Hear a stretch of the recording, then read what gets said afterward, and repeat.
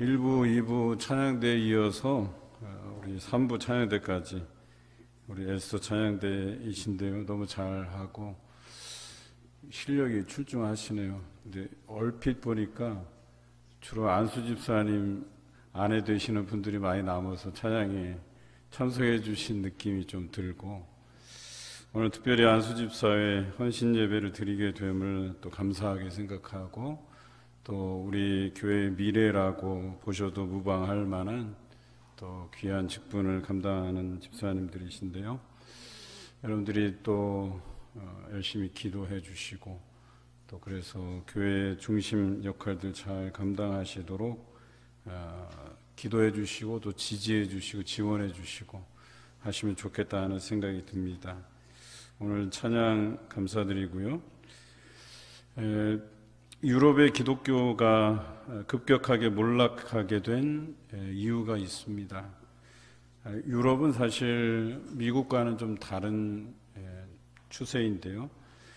유럽에 기독교가 들어가게 된 것은 국교화, 그러니까 다시 말해서 국가 권력과 함께하는 어떤 동반자적 입장에서 기독교가 받아들여졌고, 그래서 처음에는 유럽 전역에 기독교가 보급되는 데는 문제가 없었는데, 오히려 국가 권력이 국민들로부터 외면받고, 또 국가가 시민들에 의해서 그 신뢰도가 떨어지면서 동시에 이 기독교도 몰락하게 되는 그런 현상이 나타났다라고 하는 것이죠.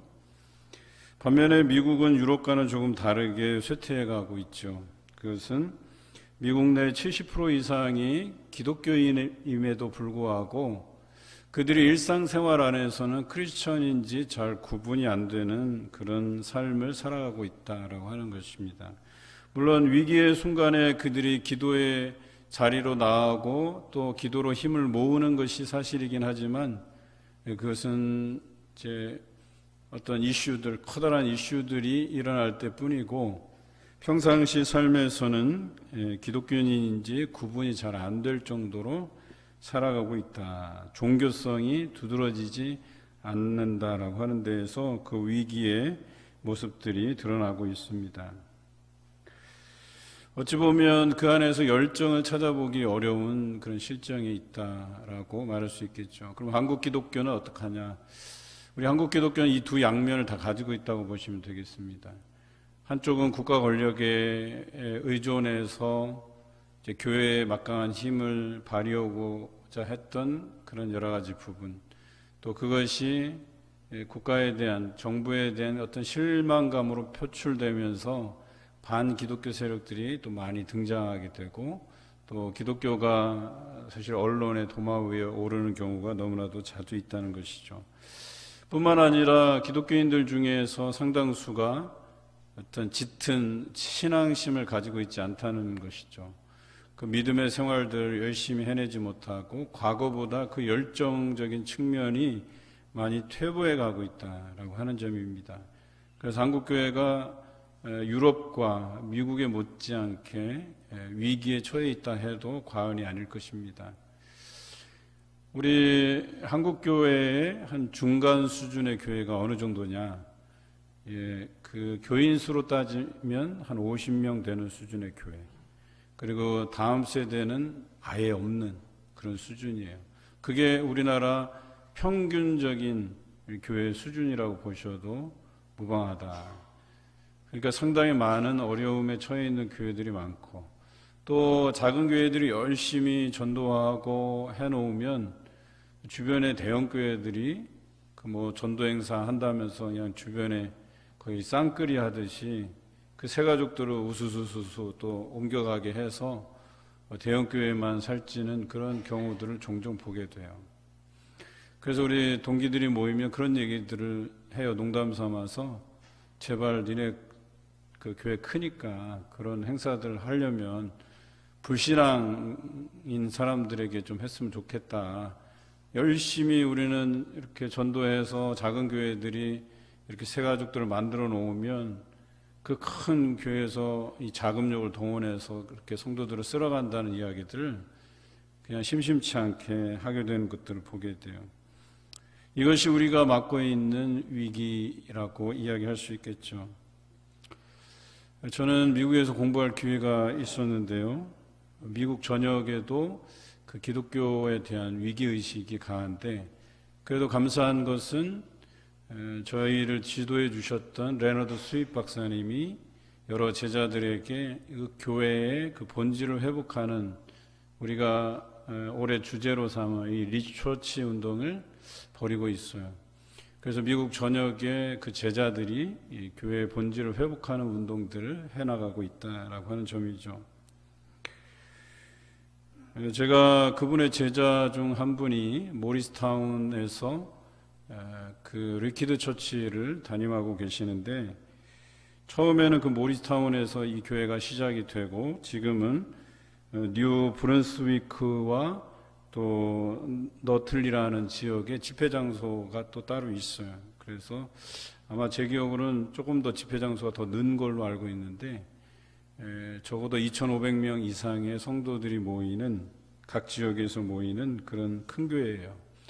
그곳에 그 교회를 담임하고 있는 팀 루카스 목사님을 만날 수 있는 기회가 있었습니다. 우리가 5월 9일 날 봉상의 날에 진행할 이 만원의 행복 리버스 오퍼링이 바로 이 루카스 목사님의 아이디어이기도 해요.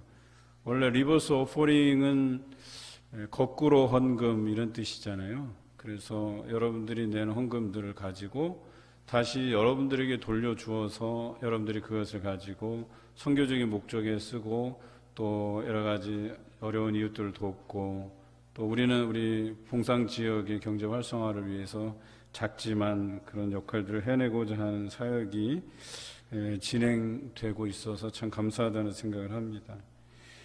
우리는 올해 이삭죽기라는 사역을 이제 만들어서 이제 거기에 대한 계좌도 이제 개설하고 여러분들이 이웃을 도울 수 있는 그런 방편들을 준비하고자 당회에서 결의를 하고 이제 준비해 나갑니다.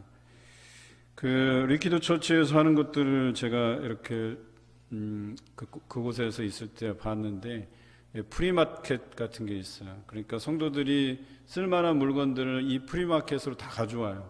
그러면 그 정해진 마켓에서 다 무료로 제공이 돼요. 그러니까 사람들은, 필요한 사람들은 그곳에 가서 자기가 필요한 것들을 가져갈 수 있도록 그렇게 만든 마켓 사역이 있고, 그 다음에 가스 기버웨이라는 그 기름 넣어주기 사역도 있어요. 심지어는. 그래서 여러 어려움에 처한 사람들 이렇게 기름을 넣어줄 수 있는 기름 쿠폰 있잖아요. 주유 쿠폰을 갖다 만들어서 그것을 전해주기도 합니다. 이거 외에도 여러 부분이 참 많이 있어요. 배울 만한 것들이. 그래서 저희 교회도 이 교회에서 벤치마킹을 하려고 합니다. 사실 엄밀히 이야기하자면 이 모든 사역이 성경에 다 나와 있는 사역이에요. 성경에서 아이디어를 얻었다 해도 과언이 아니죠. 그것은 바로 우리가 오늘 읽고 묵상할 말씀, 이 사도행전 2장 초대교회, 초대교회라고 하면 예루살렘 교회를 중심으로 하는 교회죠. 그러니까 초대교회 그 이후의 교회들은 이제 널리 이방 지역까지 이렇게 넓혀지는 부분이라고 할 수 있겠지만, 오늘 우리 성경에서 말하는 초대교회라고 하면 예루살렘을 중심으로 하는 예루살렘 교회를 말합니다. 바로 이 예루살렘 교회에서 일어난 놀라운 그 공동체, 우리가 꿈꾸는 이상적인 공동체의 모습이 오늘 성경에 잘 담겨져 있다라고 하는 것이죠. 바로 이것이 오늘날 교회들이 여기에서 아이디어를 얻어서 나눔 사역들을 해가고, 또 저희처럼 이삭죽기 사역을 통해서 우리 공동체가 무엇을 감당해야 될지를 고민해가고 있다라고 하는 사실이죠. 그런데 우리가 이러한 노력을 행하는 데는 그 이유가 교회의 본질적인 모습을 회복하자는 그런 목적이 있다라고 하는 것이죠. 올해 드리는 모든 헌신 예배의 의미가 바로 여기에 있습니다. 교회의 본질이 무엇이냐, 또 교회는 무엇을 위해 존재해야 되느냐 라고 하는 이 질문에 대해서 우리 헌신 예배로 답하게 돼 있는 거거든요. 바로 교회는 선교의 목적을 가지고 있다라고 하는 점입니다. 땅끝까지 이르러 내 증인이 되라 하신 그 예수 그리스도의 그 유언, 이 땅에서 우리에게 남기신 마지막 말씀을 우리는 가지고 교회의 본질로 삼고 또 그것이 목적임을 우리는 분명히 해야 된다라고 하는 것이죠. 재미난 에피소드가 하나 있습니다. 우리 에버리스트를 정복하기 위해서 많은 산악인들이 도전을 하죠. 그런데 이 높은 산을 오르는데 그 중간에 항상 필수적으로 있는 것이 임시 휴게소예요. 그리고 이 임시 휴게소의 용도는 산악인들이 그 높은 산을 정복하기 위해서 출발했을 때 중간에 한번 쉬는 용도로 그렇게 운영이 됩니다. 그런데 어느 날 날씨가 좋지 않아서 임시 휴게소에서 머무르는 시간들이 길어지고 또 계속해서 그 이후에 산악인들이 몰려들었다는 것이죠. 그래서 그 좁은 곳에서 많은 사람들이 있다 보니까 그 안에서 뭔가 규칙이 필요했어요. 그리고 사람들은 날마다 그 임시 휴게소에서 일어나는 일들을 해결하기 위해서 규칙을 만들고 여러 서로 노력하는 모습들을 보였다라고 하는 것이에요. 그런데 그 문제를 해결하고자 살아가면서 그들이 정복하려고 했던 그 산, 그것을 잃어버렸다는 거예요. 그냥 거기에서 아웅다웅 그 임시 휴게소에서 날씨가 좋아지기만을 바라고 그저 거기에 있다가 보니까 산을 오르는 목적을 잃어버리고 말았다라고 하는 것이죠. 여러분, 임시 휴게소의 목적은 산을 오르기 위한 산악인들에게 쉼을 주는 목적입니다. 그런데 그 기능을 상실해 버린 거예요. 마찬가지로 교회는 복음을 전하기 위해서 하나님께로부터 오는 은혜로서 쉼과 재충전이 이루어지는 장소예요. 공간이에요. 교회는 어떤 선교적 목적을 분명히 가지고 있어요. 그런데 교회가 오늘날 이 복음을 전해야 한다는 사명을 잊어버리고 다른 목적을 가진 성도들의 그런 침묵의 장소로 전락해버리고 있다라고 하는 사실이죠. 왜 그럴까요? 많은 신학자들이 초대교회에서 그 원인을 찾습니다. 초대교회 역사를 보면 그 초대교회가 시작되고 한 300년간 성도가 한 2천만 이상이 불어났어요. 그런데 그때가 언제였냐면 로마의 박해가 있었던 시대예요. 그러니까 마음대로 신앙생활을 할 수 없는 그 어려움이 있었던 시대였다라고 하는 것이죠. 그런데 놀랍게도 그런 로마의 핍박 안에서 2천만 이상이 성장해 왔고 늘어져 왔는데 이 로마가 기독교를 국교화하면서 정식 국교로 인정하면서 공인하면서 교회의 성장이 멈추었다는 사실이에요. 로드니 스탁이라는 사람이 교회 성장에 대한 그 이유에 대해서 이렇게 설명을 했어요. 그 사람이 이제 분석한 것은 로마와 그 핍박 아래에 있었던 유대인들을 비교해 가면서 설명을 했어요. 로마는 전쟁에 나갈 만한 사람이 필요해서 남아 선호 사상이 있었어요. 반대로 교회는 특정한 선호 사상이 없이 그들의 생존 방식이 가족들을 지키고 또 자녀들을 많이 낳아서 그들의 신앙을 이어가는 것이 목적이었었어요. 여기에 교회의 성장 동력이 있다고 보았어요. 두 번째는 로마가 천연두가 돌 때, 전염병이 돌 때 사람들을 가져다 버렸지만 교회는 지극정성으로 돌보아서 생존율을 높였기 때문이라고 이야기했습니다. 로마가 공연장에서 기독교인들을 공개적으로 처형했음에도 불구하고 그들은 이 두 가지, 어떤 가족에 대한 애착, 또 주변의 어려운 사람들에 대해서 돌봄이 그 응집과 생존을 위한 그 기도가 뭉쳐져서 이 기독교인들이 많아졌다고 이야기했습니다. 쉽게 표현하자면 초대교회는 그 본질이 생명을 살리는 데 있었다라고 하는 거예요.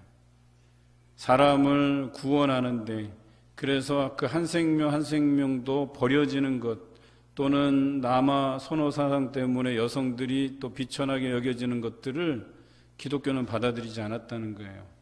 여성들을 대우하고 뿐만 아니라 죽어가는 생명들을 그대로 방치해두지 않고 살리는 데 그들이 목적을 두었다라고 하는 것이죠.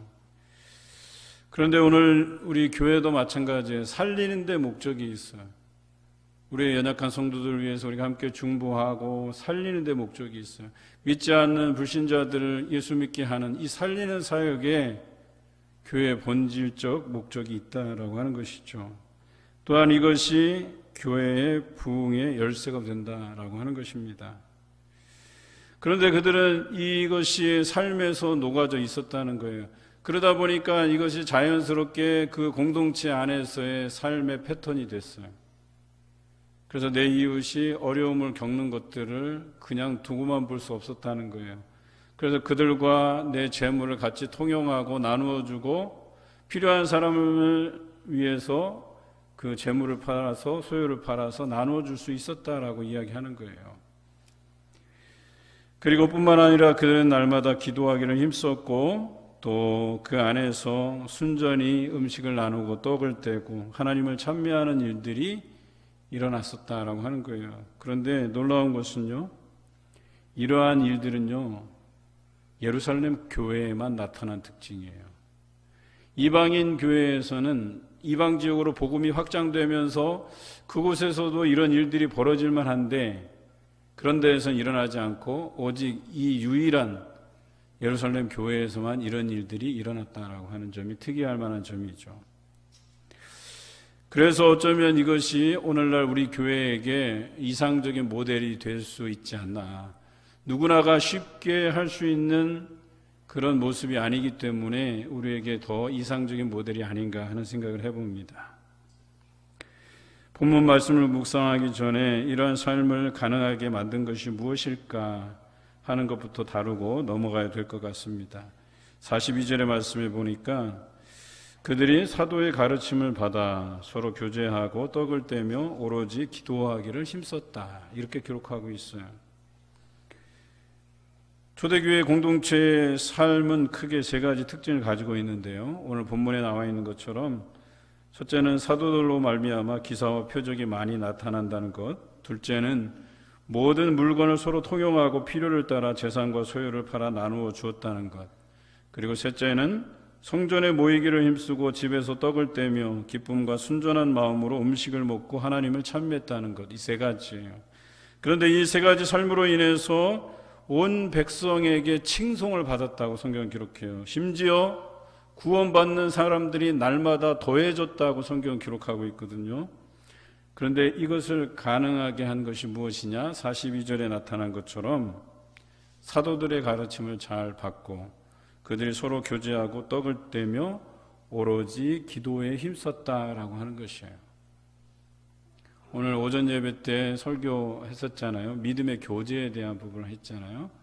사도들의 가르침을 잘 받고 또 믿음의 교제들을 충분히 나누고, 교제라고 하는 게 떡을 떼고 음식을 먹고 하는 이런 행위들이죠. 뿐만 아니라 그들이 모이면 기도에 힘썼다라고 하는 거예요. 뭐 대단히 다른 것들이 있었던 게 아니에요. 이 세 가지 특징만 있었던 것인데 왜 이들이 칭송을 받을 수밖에 없었냐면 이러한 사례가 없었기 때문에 그런 거예요. 어느 교회에서도 이러한 상황을 보지 못했다는 거예요. 어떤 거룩한 공동체 안에서도 이러한 모습이 없었다는 거예요. 오직 성경에는 이 예루살렘 교회에만 이 특징이 나타나고 있다는 사실이죠. 2021년 봉산교회는 이러한 방향으로 나아갈 것입니다. 본질을 회복하는 교회로서 이상적인 공동체를 꿈꾸며 날마다 말씀의 가르침을 받고 서로 교제하며 떡을 떼며 기도하기를 힘쓰는 교회로 거듭나고자 합니다. 이러한 교회를 위해 여러분 각자에게 주어진 사명을 잘 감당하시기를 주님의 이름으로 기원합니다. 첫째는 우리가 꿈꾸는 이상적인 교회 공동체는 기사와 표적이 많이 경험되는 것입니다. 본문 43절에 사람마다 두려워하는데 사도들로 말미암아 기사와 표적이 많이 나타나니라고 성경은 기록합니다. 사람마다 두려워했다는 얘기는 그 당시가 로마의 핍박 아래에 있었다라고 하는 사실을 이야기하는 겁니다. 그러니까 여기 사람마다라는 표현은 두 가지 부류가 있는 거예요. 하나는 불신자들. 그래서 로마의 핍박 안에서 어떻게 신앙생활을 할 수 있을까? 우리는 그거 못한다. 그러니까 외면하고 있었던 사람들. 또 한 부류는 기독교인이긴 한데, 예수 그리스도를 믿는 사람이기는 한데 그 로마의 핍박이 두려워서, 그리고 이 공동체가 지속 가능할 것인가에 대한 확신이 없어서 관망하는 태도를 보인 성도들도 여기 포함되어 있다라고 하는 것이에요. 사도들이 복음을 전하는 곳마다 기사와 표적이 일어났다고 기록하고 있어요. 고린도 후서와 히브리서에도 기록되어 있습니다.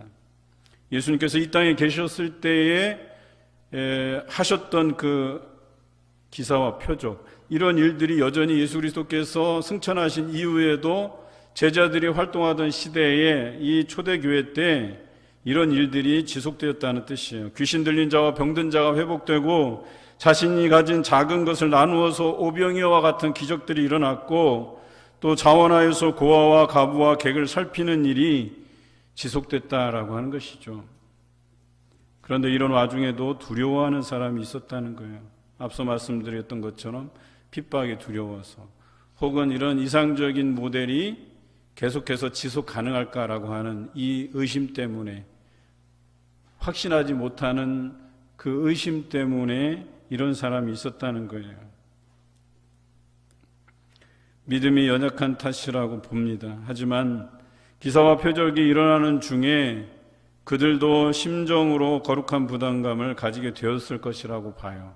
그래서 오늘 성경 마지막 절에 날마다 믿는 사람들을 더했다고 이렇게 기록하고 있잖아요. 여기서는 모든 불신자들이 옮겨온 게 아니라 그들 중에서는 믿는 자도 있었다는 거예요. 그런데 쉽사리 그 공동체에 참여하지 못하고 관망하던 사람들도 이제는 적극적으로 이런 이상적인 공동체의 삶에 참여하게 됐다는 것을 뜻하기도 합니다. 그래서 이들이 결국에는 그 공동체에 합류했을 가능성이 높습니다. 여러분, 교회가 정체기에 있으면 그 교회 안에 두 가지 부류가 존재해요. 하나는 열심히 하려는 부류들과 한쪽은 관망하는 사람들이에요. 그런데 교회가 이 관망하는 사람들이 더 많아지잖아요. 이 사람들의 의견과 이 사람들의 세력이 더 커지잖아요. 교회는 그 정체기를 벗어나지 못해요. 그런데 열심히 있는 사람들의 그 열심을 통해서 기사와 표적이 일어나기 시작하잖아요. 그러면 관망하던 사람들도 열심히 있는 사람으로 이렇게 변화되어져 간다라고 하는 것이에요. 그런 교회가 정체기를 벗어나서 성장할 수 있고 부흥할 수 있다고 이야기하는 겁니다. 그런데 한번 생각해 보십시다. 여러분, 오병이어 기적이 많은 사람을 필요로 했던 게 아니었었어요. 그냥 단 어린아이 한 명의 그 도시락 하나가 필요했을 뿐이었었어요. 그런데 그것을 통해서 놀라운 기사와 표적이 일어났다라고 이야기하는 거예요. 여러분, 교회는 분명히 관망하는 사람이 있고 열심을 내는 사람이 있어요. 그런데 하나님께서는 이 열심 있는 자들을 들어쓰시고 그들을 통해서 하나님의 귀한 역사를 이루어 가신다는 사실을 잊지 마시기 바랍니다. 그런 사람이 있는 한 하나님께서 그 교회를 포기하지 않으신다는 거예요. 그 교회는 분명히 성장하고 부흥될 줄로 믿습니다.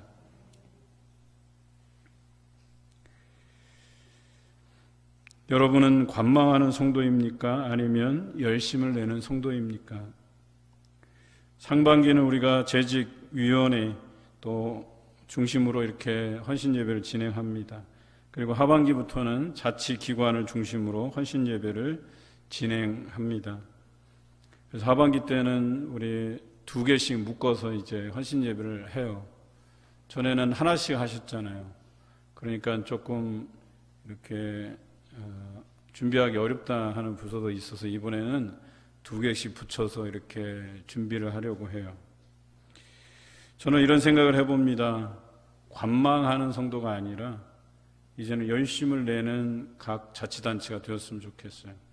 그래서 그냥 빼는 게 아니라 내가 좀 해보겠다고, 열심을 내겠다고 그렇게 조금이라도 여러분들의 그 정성된 마음들을 모아주셨으면 좋겠어요.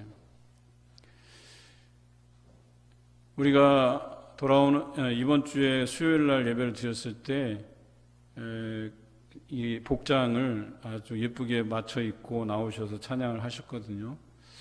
저는 그런 거 하나하나가 다 소중한 거예요. 서로가 마음을 맞추고 뭔가 새로움을 가지고 그런 찬양에 임하고 기도에 임하고 말씀에 임하고 예배에 임하고 헌신 예배에 임했으면 좋겠다라고 하는 것입니다. 여기에 기사와 표적이 일어나는 것이에요. 또 이것을 통해서 참여할 마음이 생겨나게 되는 것입니다. 봉사하는 일이 자원에서 일어나고 나누고자 하는 마음이 자원에서 일어나고 귀신 들린 자와 병든 자가 회복을 경험하게 되고 가정이 성경적 가치관으로 세워져 가고 또 다음 세대와 청년들을 아름답게 세워져 가는 일들이 우리 안에 경험되어야 된다라고 하는 것이죠. 그런데 분명한 것은 관망하는 태도로 일관해서는 아무것도 할 수 없다는 거예요. 누군가는 열심을 내야 된다는 거예요. 그러면 하나님께서 그 사람을 통해서 사도들을 통해서 목회자를 통해서 성도들을 통해서 헌신된 이들을 통해서 기사와 표적이 말씀과 기도로 나타나게 하실 것입니다.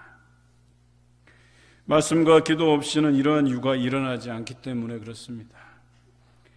여러분, 자리가 사람을 만든다고요? 그렇지 않습니다. 자리는 그저 사람을 지치게 할 뿐이에요. 자리에다 세워놓기만 하면 잘 될 것 같아요? 그렇지 않아요. 계속해서 번아웃돼요. 힘들어서 못하겠다는 일들만 벌어져요. 그러나 말씀이 사람을 세우고 말씀으로 세워진 사람은 지치지 않고 기쁨으로 행하게 됩니다.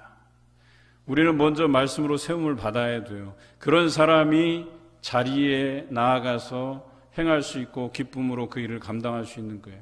번아웃되지 않고 오히려 그 사람을 통해서 하나님께서 일하시고 기사와 표적이 일어나고 많은 사람들이 그것을 보고 관망하던 태도에서 열심을 내는 태도로 돌변하게 돼 있다라고 하는 거예요. 여러분의 그 작은 정성으로 시작하는 거예요. 나도 하고 저 사람도 하고 이 사람도 하고 그렇게 불일 듯이 많은 사람들이 동참하게 된다라고 하는 것이에요. 여러분, 기사와 표적이라고 하는 게 무슨 이렇게 죽을 만한 사람들이 막 살아나고 뭐 이런 것만을 뜻하는 게 아니에요. 이 기사와 표적은 우리 안에 생각지도 못한 일들이, 헌신들이, 나눔들이, 기도들이 일어난다라고 하는 거예요. 우리가 예상하지 못한, 또 우리가 예상하지 못한 새로운 일꾼들이 발굴되고 그 사람들이 그 길에 서게 된다라고 하는 것이죠. 사실 이런 사람이 세워지기까지는 말씀이 중요해요. 그러다 보니까 이 말씀이 그 사람의 그 내면을 바꾸어 놓아야 되는데 사실 저는 지혜롭지 못하고 부족한 것이 많아서 그저 하나님께 의지할 뿐입니다. 그저 열심히 묵상하고 내게 주어진 감동을 여러분들에게 전해드릴 뿐이에요. 우리 안에 이런 기사와 표적이 일어날 때에 관망이 아닌 참여의 의지를 가지고 헌신의 가심으로 기적과 표적이 여러분 삶을 통해 나타나시기를 주님의 이름으로 기원합니다. 두 번째, 우리가 꿈꾸는 이상적인 교회 공동체는 물건을 서로 통용하고 재산과 소유를 팔아 필요를 따라 나눠주는 것입니다. 44절과 45절에 믿는 사람이 다 함께 있어 모든 물건을 서로 통용하고 또 재산과 소유를 팔아 각 사람의 필요를 따라 나눠주며 라고 나와 있어요. 이러한 초대교회의 특징이 나타나기 전에 우리가 성경을 한번 주목해 볼 필요가 있어요. 이 2장의 사건이 있기 전에 어떤 일이 있었냐면 마가의 다락방에 제자들이 모여서 기도할 때 성령의 충만한 사건이 일어났단 말이에요. 성령이 임재하시는 사건이 일어났단 말이에요. 베드로의 설교의 핵심인 38절에도 보면 베드로가 이르되 너희가 회개하여 각각 예수 그리스도의 이름으로 세례를 받고 죄사함을 받으라. 그리하면 성령의 선물을 받으리니 그러고 있어요. 성령을 선물로 받는다 했어요. 그러니까 성령의 임재가 일어나고 나서야 이 공동체 안에서 다른 데서는 찾아볼 수 없는 놀라운 나눔의 공동체의 삶이 나타났다라고 이야기하는 거예요. 그렇습니다. 성령 충만한 삶이 서로 필요한 물건을 공유하는 생활로 표출이 됐다라고 얘기하는 거예요. 그런데 이것은 공산주의와는 다릅니다. 공산주의는 사람들의 물건을 강제로 빼앗아서 인위적으로 나누어서 분배하잖아요. 그런데 오늘 예루살렘 교회에 나타난 이것은 자발적으로 물건을 서로 통용하려고 했고, 또 모든 재산을 필요에 따라 언제든지 공동의 그 유익을 위해서 내어놓을 준비가 되어 있었다라고 하는 것을 의미합니다. 여러분들이 잘 아는 토마스 모어의 유토피아, 캄파넬라의 태양의 나라, 이것이 이상적인 나라일 것이다, 이상적인 공동체일 것이다 라고 해서 언급한 책들이에요. 그런데 이 책을 읽어보면 뭔가 빠진 게 있어요. 빠진 게 있기 때문에 이런 유토피아, 태양의 나라가 우리에게 경험되지 않는 거예요. 그것이 뭐냐? 성령입니다. 또 이런 공동체에서는 성령을 통한 사랑이 강조되지 않아요. 없다는 거예요. 초대교회 공동체의 삶은 단순히 나눔 그 이상의 것이 있었다는 거예요. 그것이 바로 성령의 충만함을 기반으로 한 사랑의 나눔이 거기에 있었다라고 얘기하는 거예요. 여러분, 우리 교회가 꿈꾸는 나눔은 성령의 충만함과 사랑을 기반으로 한 나눔이어야 된다라고 이야기하는 것이에요. 여러분, 모양만 내는 게 아닙니다. 성령 충만하지 않으면 물질을 사용하는 것이 인색하게 돼요. 채워주심에 대한 믿음도 없어요. 오병이어의 기적이 일어나지 않습니다. 매일 쪼들리는 삶에 시달릴 뿐이에요. 날마다 채워주심의 은혜를 경험하게 되려면 성령의 충만함 또 사랑을 기반으로 해야만 이것들이 경험될 수 있는 것이에요. 여러분, 오늘 우리가 읽은 성경 말씀에 판다, 팔아서라고 되어 있잖아요. 팔아서, 뭔가를 팔아서. 그런데 이 팔아서라는 이 단어는요, 3인칭 복수 미완료 시제예요. 완료되지 않은 거예요. 이게 무슨 뜻이냐면 자기의 소유를 판다라고 하는 게 한 번 팔아서 끝난 게 아니라는 거예요. 그러니까 뭐예요? 필요 있을 때마다 뭔가를 파는 거예요. 필요 있을 때마다 자신의 소유, 자신의 재산을 팔아서 그때그때 필요를 채워주고 있다는 이야기예요. 우리가 만들려고 하는 이삭줍기라고 하는 사역은 이런 거예요. 의무적으로 여러분들 하십시오가 아니에요. 그냥 여러분들이 자유롭게 참여할 수 있어요. 한 해 쉬어도 되고 또 그 다음에 참여를 하고 또 열심히 있는 사람은 오늘 성경에서 말한 것처럼 팔아서 미완료 시제처럼 매일 필요할 때마다 여러분들이 거기에 그 계좌를 통해서 후원할 수 있어요. 어려운 이웃들을 도울 수가 있어요. 저는 우리 봉상의 가족들부터 돌아보려고 해요. 이 가족들 신방하다 보면 참 어려운 가정이 많아요. 그래서 우리 당회원들이 함께 의견을 모은 것이 우리의 가족들의 형편을 돌아보자. 그들에게 뭐가 필요한지, 어떤 것부터 손을 대야 되는지. 물론 이 일에 당회원들만 이렇게 할 수 있는 게 아니잖아요. 여러분들이 많이 참여해 주시고 관심을 가져주셔야만 이 일들이 가능한 것이죠. 그런데 이러한 현상은 다른 지역에서 나타나지 않고 바로 이 예루살렘 교회에서 나타났다고 하는 의미는 오순절날 성령의 임재 사건이 이 공동체의 생활과 무관하지 않다는 것을 보여주고 있어요. 이런 삶이 가능하려면 성령 충만해야 된다라고 하는 거예요. 여러분, 성령 충만한 교회의 특징은 다른 교회에서 구별되는 사안은 바로 누군가를 위해서 돕고 나누냐라고 하는 것에 결정되어 있어요. 오늘 이 초대교회의 삶, 이 예루살렘 교회에서 일어난 삶을 사느냐 그렇지 않느냐의 차이는 성령 충만하냐 그렇지 않느냐에 딸려 있다라고 하는 것이죠. 그런데 이런 교회가 초대교회의 단 예루살렘 한 교회뿐이었었어요. 그런데 감사하게도 오늘날 이 예루살렘 교회의 이 나눔을 배우려고 교회가 열심히 노력하고 있어요. 많은 교회들이 동참하고 있고 계획을 세우고 나누고 있어요.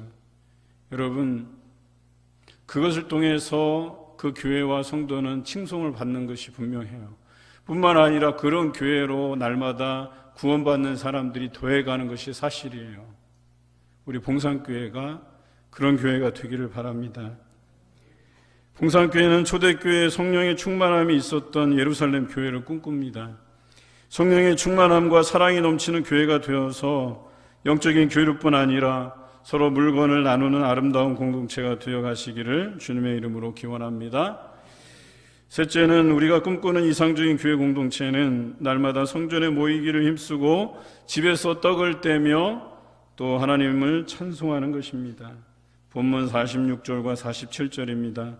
날마다 마음을 같이하여 성전에 모이기를 힘쓰고 집에서 떡을 떼며 기쁨과 순전한 마음으로 음식을 먹고 하나님을 찬미하며 또 온 백성에게 칭송을 받으니 주께서 구원받는 사람을 날마다 더하게 하시니라 그랬어요.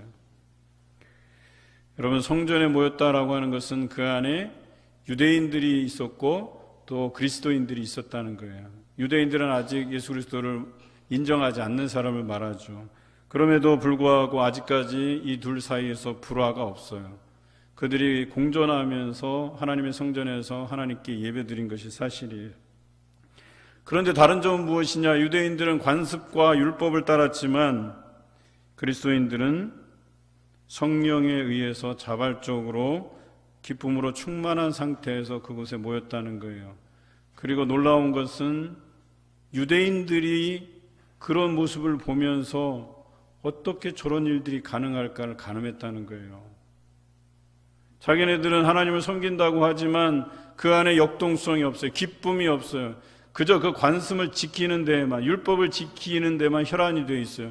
그리고 그것을 지키지 않는 우리 이웃들에 대해서 공격하고 비판하고 저주하고 이런 일들밖에 없었다는 거예요. 그런데 그리스도인들은 달랐다는 거예요. 서로 물건을 나누어주고 통용하고 재산을 팔아서 나누어주고 서로 떡을 떼고 순전한 마음으로 같이 하고 하나님을 찬미하고 이런 일들이 그들 안에서 일어난 것들을 신기하게 여겼다는 거예요. 그리고 그 성전 안에서 절로 그들 안에서 저기에 정말 살아계신 하나님이 경험되겠구나 하는 판단을 하게 된 거예요. 그래서 유대인들 중에서 그리스도인으로 개종하는 사람들이 많았다고 이야기하는 겁니다. 히브리서 10장 24절과 25절에 이렇게 기록되어 있습니다. 서로 돌아보아 사랑과 선행을 격려하며 모이기를 패하는 어떤 사람들의 습관과 같이 하지 말고 오직 권하여 그날이 가까움을 볼수록 더욱 그리하자. 모이기를 힘썼다 그랬어요. 사랑과 선행을 격려하자고 했어요. 그러니까 우리가 예배 때 모이고 구역 예배 때 모이고 물론 온라인으로 모이지만 그 안에서 우리가 서로 사랑과 선행으로 격려하고 이렇게 동참하자라고 하는 일들이 발생하면 발생할수록 이런 이상적인 공동체가 가능해진다라고 이야기하는 것이에요.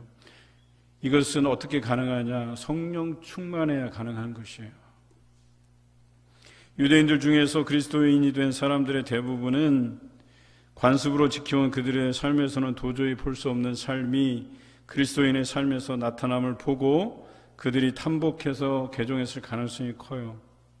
어떻게 나눔을 실천하고도, 즉 손해를 감수하고도 저렇게 기쁨으로 하나님을 찬송할 수 있을까?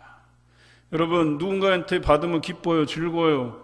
그런데 그게 아니라 주면서도 더 행복해요. 주면서도 나누면서도 더 좋아해요. 더 기뻐해요. 여러분, 이게 이해가 가십니까? 세상 사람들은 이것을 보고 이해가 안 간다고 얘기해요. 어떻게 저런 일이 일어날 수 있을까? 도대체 하나님을 섬긴다고 하는 것이, 예수 그리스도를 믿는다고 하는 것이 어떻길래 저들이 주면서 손해보면서 저렇게 기뻐할 수 있을까를 생각하게 만든다라고 하는 거예요. 이것이 초대교회인 예루살렘 교회가 가질 수 있었던 모습이었습니다. 그래서 하나님께서는 구원받는 사람을 날마다 더하게 하셨다라고 이야기하는 거예요. 여러분, 물론 전도하는 것 중요하죠. 그런데 전도하는 것에 앞서 우리의 삶이 성령 충만해야 돼요. 삶이 그러해야 돼요. 그래야 전도도 되는 거예요. 그냥 여러분이 사라지는 것만으로, 그 삶을 충분히 살아내는 것만으로도 전도가 된다는 거예요. 선교사님들이 선교지에 나가서 공통적으로 하는 이야기가 뭔지 아세요? 살면 된다고 이야기해요. 살아내면 된다고 이야기해요. 선교는 살아내면 된다고 이야기합니다. 보여지기 때문에, 살아계신 그 하나님이 그들 눈에 보여지기 때문에, 어떻게 저들이 저런 타국에 와서 저런 헌신을 우리에게 보여줄 수 있는가, 이것에 궁금해하면서 다가온다는 사실이에요. 봉산교회 그런 날이 되기를 바랍니다. 그런 교회가 되기를 바랍니다. 우리가 장애인 초청주의를 보냈어요. 그리고 각 단체에 후원금과 선물을 준비했어요. 제 SNS 계정에 보면 어떤 분이 이런 댓글을 달았어요. 제 아내도 1급 장애인이다 라는 표현을 달았어요. 그 봉산교회 마음이 고맙다라는 차원에서 댓글을 단 거예요. 여러 목사님들이 이 코로나 어려운 상황인데 자신의 교회만 생각하지 않고 이웃들을 생각하는 것에 대해서 칭찬들을 많이 하세요. 우리는 6월에도 보훈가족들을 초청할 예정이에요. 우리 교회 안에도 보훈가족들이 많을 거예요. 그 가족들과 더불어서 이 지역, 완주 지역에 보훈가족들을 다 초청할 수는 없지만 그래도 일부라도 초청해서 그들을 생각하고 자그마한 선물을 준비하려고 해요. 나라를 위해서 애쓰고 수고한 분들을 위해서 우리 교회가 그들을 생각하는 것 당연한 것 아니겠어요? 이 외에도 우리는 앞으로 대외적인 부분에 대해서 신경을 많이 쓸 겁니다. 또 여러 가지 아이디어를 계속해서 수렴하고 우리 교회가 할 수 있는 일들을 찾아서 해나갈 것입니다. 봉산교회가 성전에만 아니라 구역 모임을 통해서도 귀한 나눔이 일어나기를 바랍니다. 여러분, 코로나가 지나가면 우리가 잘 모일 수 있을 것 같죠? 그렇지 않아요. 온라인으로라도 모이면 괜찮은데 이 모임이 이어지지 않잖아요. 어색해서 못 모여요. 우리가 그런 거 있잖아요. 한참 쉬다가 구역도 이제 방학 같은 게 있잖아요. 한 2달 여름에 쉬고 나서 모이려고 하면 얼마나 서먹서먹한지 몰라요. 그래서 주로 구역장이나 구역 예배 인도자들이 이렇게 방학 기간을 지나고 모여서 처음 하는 게 식당에서 모여서 으쌰으쌰하고 단합대회로 가지고 막 이러는 거 아니에요. 분위기를 띄우기 위해서. 그런데 쉽지는 않다는 얘기예요. 온라인으로라도 모임을 지속해서 코로나가 끝나고 나면 정말 이 오프라인에서 우리가 다시 만날 때에 서먹서먹한 것이 아니라 저는 눈물로 상봉하는 날이 올 것이라고 생각이 돼요. 물론 주일마다 얼굴을 보고 하지만 사실은 이렇게 같이 모여서 교제 나누기가 쉽지 않잖아요. 이제 우리가 구역 예배로 오프라인에서 모이는 그날은 눈물로 상봉하여서 서로 떡을 떼며 기쁨과 순전한 마음으로 음식을 먹고 하나님을 날마다 찬양하는 일이 있으시기를 주님의 이름으로 기원합니다. 말씀은 정리합니다. 안수집사의 헌신 예배로 드리면서 초대교회의 이상적인 공동체로서의 교회를 위해서 힘쓰시기를 다짐해 가시기 바랍니다. 말보다 실천을 우선하시기 바랍니다. 말은 삶의 무게처럼 여기시기 바랍니다. 가벼이 이야기하기보다는 눈물로 기도하는 우리 안수집사회가 되시기 바랍니다. 때를 기다리지 마시기 바랍니다. 때를 얻든지 못 얻든지 충성되게 일하시는 안수집사회가 되시기를 주님의 이름으로 기원합니다.